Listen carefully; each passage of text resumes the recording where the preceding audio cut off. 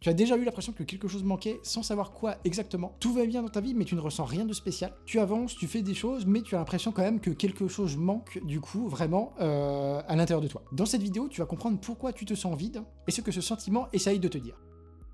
Partie 1, ce que le vide n'est pas. Alors ce n'est pas nécessairement de la tristesse, ce n'est pas nécessairement le fait que tu aies fait un burn-out ou que tu te sentes, ou que tu sois au fond du gouffre, ce n'est pas nécessairement anormal, et ça ne veut pas forcément dire que quelque chose ne va pas, mais ça peut plutôt vouloir dire que quelque chose manque de sens dans ta vie.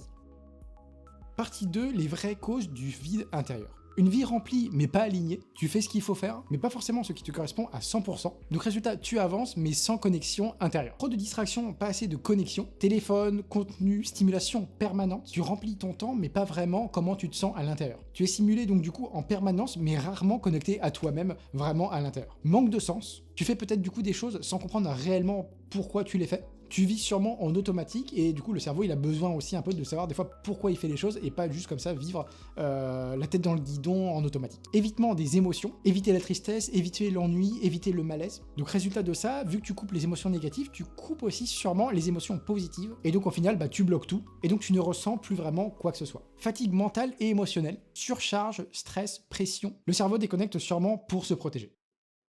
Partie 3, pourquoi ce vide est important. C'est un signal, pas un défaut, donc le vide peut indiquer du coup un manque de sens, un désalignement ou un besoin de changement. C'est souvent aussi une transition. Beaucoup de gens au final ressentent clairement ce vide à un moment donné de leur vie, et donc ça peut être par exemple entre deux phases de vie, après un changement assez brutal, ou bien tout simplement quand quelque chose ne leur correspond plus réellement. Donc au final c'est pas une fin en soi, c'est plutôt un passage, quelque chose de transitoire.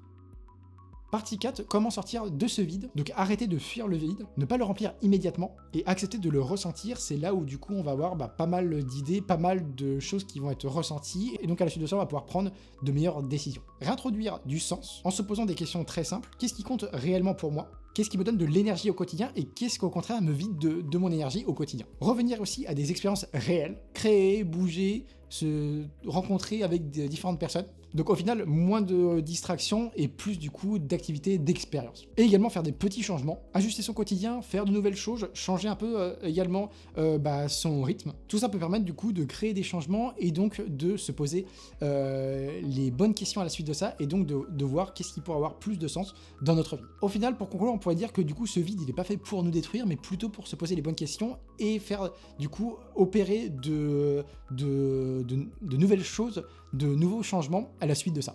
Voilà, en tout cas pour cette vidéo, j'espère vraiment qu'elle vous en plus, n'hésitez pas à donner un petit like, ça fait toujours plaisir pour moi, prochaine, etc. Et puis là je vous dis à bientôt, salut!